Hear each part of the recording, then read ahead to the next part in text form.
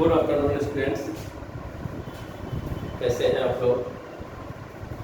आशा करता हूँ कि आप लोग अच्छे होंगे और जैसा कि आप देख पा रहे हैं मैं भी अच्छा हूँ। मुझे अच्छा लगा और आप लोग यकीन नहीं करेंगे कि मैं YouTube पर आना उतना पसंद भी नहीं करता। मुझे लगता था कि वीडियो ख़राब हो जाएगी या कंटेंट ख़राब होगा तो व्यूअर्स को पसंद नहीं आएंगे। मैं बहुत सारे वीडियो को देखता था, इतना अच्छा उसका पोस्टर क्रिएट किया जाता है और मुझे बिलीव नहीं हो रहा था कि स्टूडेंट मुझे लाइक करेंगे। मेरे पास और भी बहुत सारे ये सलाह आ रहे हैं कि सर हिस्ट्री है, क्वालिटी है, इस सब का सिलेबस डिफाइन कर दिया जाए। कुछ स्टूडेंट का ये आया हुआ है मेरे पास कि सर यूपीएससी और पीपीएससी दोनों का सिलेबस एक बार डिफाइन कर दिया जाए, तो मैं वो करूँगा। और पिछले वीडियो में आप लोगों ने देखा होगा कि मैं 1 घंटे का वीडियो बना दिया था और इसे अपलोड करने में भी काफ़ी टाइम लग गया। इसलिए मुझे लगा कि नहीं, शॉर्ट वीडियो ही अच्छी रहेगी और मैं कोशिश करूँगा शॉर्ट वीडियो बनाकर जितना भी आप लोगों को फायदा हो सके मैं तैयार हूँ। लेकिन एक्चुअली आदमी पढ़ाने के लिए नहीं आया या ऐसा कोई कंटेंट डालने के लिए मैं आया ही नहीं। मैं आज सोच कर आया हूँ कि आप लोगों से मैं मन की बात करूँ और मैं आज विशेषकर 10 मिनट 20 मिनट का जो वीडियो होगा मैं आप लोगों से मन की बात करूँ और जो कुछ अनुभव मेरा है मैं आप लोगों को भी शेयर करना चाहता हूँ ताकि आप लोगों को भी फायदा हो। स्टूडेंट्स, आज भी देखिए मैं अधिकतर देखता हूँ कि वैसे स्टूडेंट मेरे पास आते हैं अभी जो पार्ट 1 में हैं और पार्ट 1 के स्टूडेंट मैं देखता हूँ कि अधिक स्थिर नहीं रह पाते। मैं हर एक स्टूडेंट को कहता हूँ कि आप अगर 3 साल मेरे पास ग्रेजुएशन का टिक गए तो आप फर्स्ट टाइम में रिजल्ट निकालेंगे और कहेंगे तो मैं रेवेन्यू टिकट के साथ आपको लिख कर दूँगा। लेकिन स्टूडेंट कंटिन्यू कर नहीं पाता, 6 महीने 8 महीने करने के बाद वह स्केट नहीं कर पाता है और ये एक मुझे बुरी बात देखने को मिलती है। दूसरी बात कि और स्टूडेंट जो आते हैं आफ्टर ग्रेजुएशन आते हैं और आफ्टर ग्रेजुएशन स्टूडेंट को देखते ही मुझे पसीना आने लगता है, क्योंकि हमारी जो इंडियन कम्युनिटी है, यह हमारा जो समाज है, यह इमोशनल पर चलता है। एक स्टूडेंट जब कमीशन के एग्जाम में बैठता है, यूपीएससी के एग्जाम में या यूपीएससी के एग्जाम में या अदर पीसीएस में बैठता है, तो सिर्फ वह स्टूडेंट नहीं बैठता बल्कि उसका पूरा परिवार बैठता है।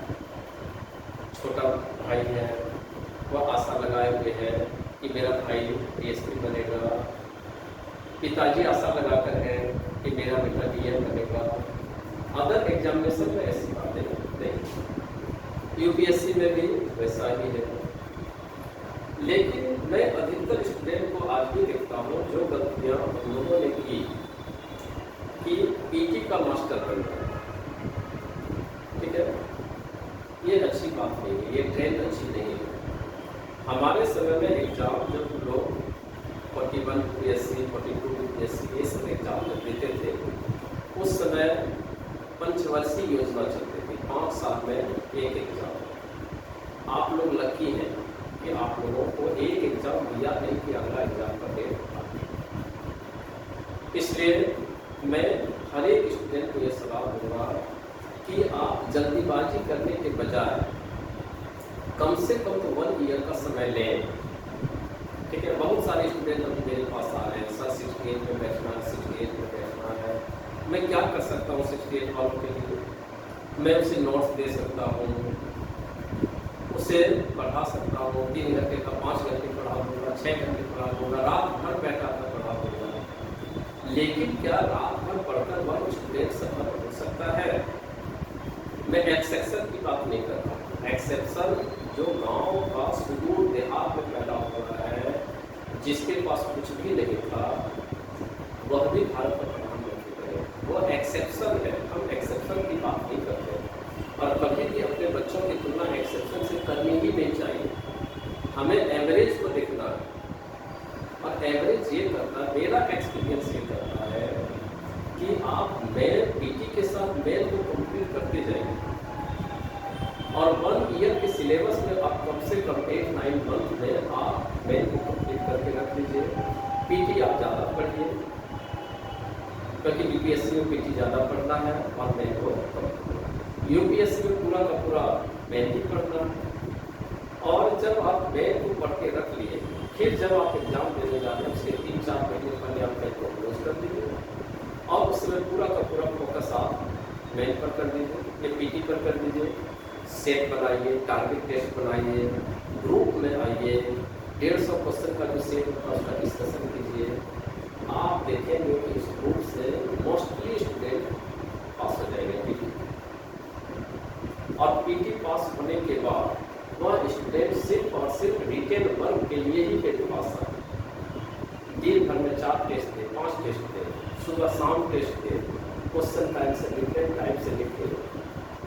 मैंने जो क्वेश्चन पढ़ाया है उस अपने ही क्वेश्चन को रीमॉडलिंग करें और उस समय सिर्फ उसके पास टाइम रह जाएगा तो करेंट अफेयर को देखें। आप देखेंगे कि वैसा स्टूडेंट फर्स्ट टाइम में क्वालिफाई करेगा। लेकिन जब बात आती है कि सर पीटी होगा तब ना, बहुत सारे स्टूडेंट मुझे लैंग्वेज कर देते हैं, वह सर आप तो स्टूडेंट के लिए एकदम ऐसा बात बोलते हैं कि क्यों नहीं मेरा हो सकता है, ठीक है। लेकिन ऐसे स्टूडेंट को मैं अपना अनुभव बताता हूँ, वह स्टूडेंट भी बात में अनुभव करेगा कि नहीं वो सर बताए थे और आज वो घटित हो रहा है। हम लोगों के टाइम में क्या होता था कि पीटी का मास्टर कर गया, पीटी निकल गया, अब दौड़ कर आपके पास गए हैं, आपके पास इतना नोट्स रखा होता है, मैंने नोट्स ले लिया, फिर उसके यहाँ गए हैं, वहाँ से इतना नोट्स ले लिया, लेकिन पढ़ा मैंने किसी भी नोट्स पर नहीं। क्योंकि मेन वो बात नहीं है, मेन है निश्चिंतता की बात। आपको रिटेन वर्क करना पड़ेगा, चेक करना पड़ेगा। पीटी का टेंशन आप कर लेते हैं, पीटी का तो आपके पास है मटेरियल। आप जब उसको एक बार पीटी तैयार कर लेते हैं तो बार-बार पीटी होना ही चाहिए। अगर नहीं होता तो आपकी गलती।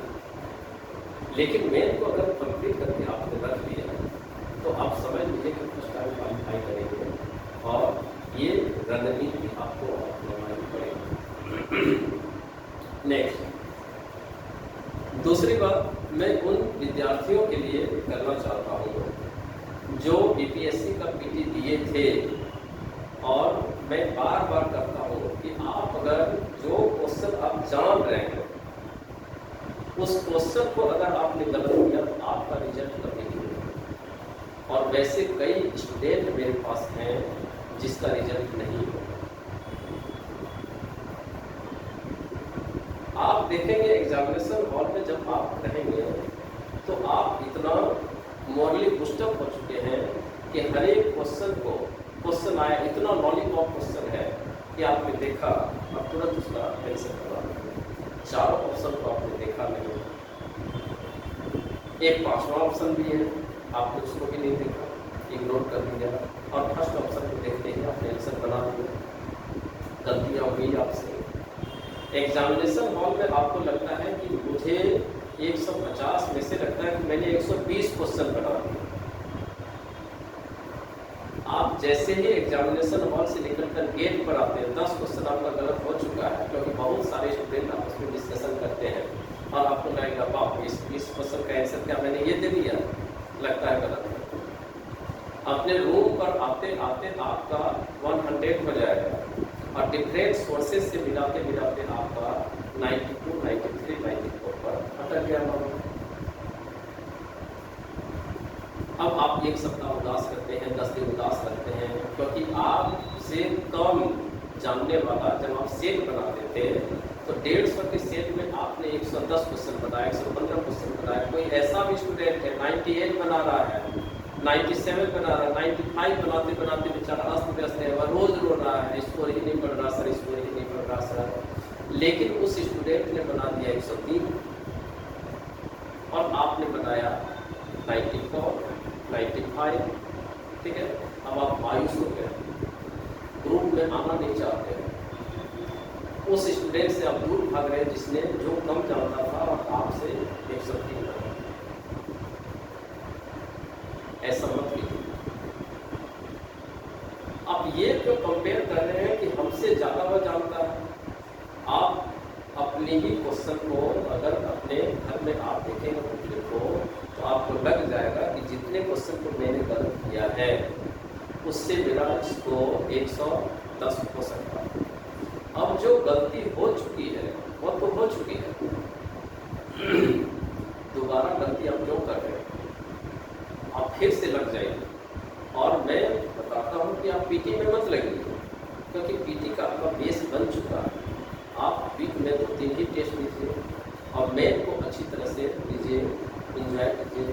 आप भूल जाइए कि वह स्टूडेंट आपसे जुड़ गया है। आप यह मानिए जो जीता वही सिखाता है, ठीक है। हो सकता कल के डेट में वही स्टूडेंट फाइनल हो जाए, हो सकता उसका पीटी बना लेकिन फाइनल नहीं हो पाएगा, हो सकता इस बार आपका पीटी नहीं हुआ, नेक्स्ट बार आप फाइनल कर दे रहे हैं, लेकिन फिर तो आप वही गलती कर रहे हैं। आप फिर से पीटी के जाल में उलझ रहे हैं और मेल को आप इग्नोर कर रहे हैं। प्लीज ऐसे स्टूडेंट अपने आप को संभालिए और फिर से आप रण क्षेत्र में आइए, बेहतर रणनीति बनाइए। ये 2 महीने 67 वालों के साथ आप इतने अच्छी तरह से मेन को तैयार कर लीजिए कि अगला पीटी का एग्जाम हो और आप मेन में क्वालिफाई कर फाइनल कर रहे हैं। जीवन रुकने का नाम नहीं है, जीवन चलने का नाम है। आप चलिए और अपनी गलतियों को स्वीकारते हुए समूह से भागिए मत, समूह के साथ चलिए। आज अगर आप भाग जाएंगे तो आप डरते रहेंगे, आप सफल नहीं हो पाएंगे और उन बातों को आप ले नहीं पाएंगे जिसको आप कमजोर समझते थे उसमें है। मैं यह नहीं कर रहा हूँ कि अपने स्वाभिमान को ठेस पहुँचाए, मैं ये कह रहा हूँ कि अपने स्वाभिमान को और बढ़ाइए और उनके साथ बैठिए और उनके साथ बैठकर उसका मेन तैयार नहीं आपके पास तैयार है, आप उसको सजेस्ट कीजिए। आपको बहुत नॉलेज मिलेगा और इसका फायदा आप उठा पाएंगे। इसलिए ट्राई डोंट ट्राई। आप चर्यावृत्ति का पालन कीजिए, अपने रूम में बैठिए, मतलब आप मिक्स होइए। मिक्स होने के बाद ही आपको लगेगा कि मैं कितना दौड़ रहा हूँ, कितना दौड़ पा रहा हूँ, और नहीं तो आप फेल हो जाएंगे। मैं आप सभी से हाथ जोड़कर विनती करता हूँ, ऐसे विद्यार्थियों से आप लोग यह गलती न करें प्लीज़। आप फिर से एक बार मैदान में आए, आप ही कर सकते हैं और आप ही सफल होंगे। इसलिए उदासी किसी भी समस्या का हल नहीं। हंसिए, मुस्कुराइए, एंजॉय कीजिए, यही एंजॉय आपको। Okay, thank you.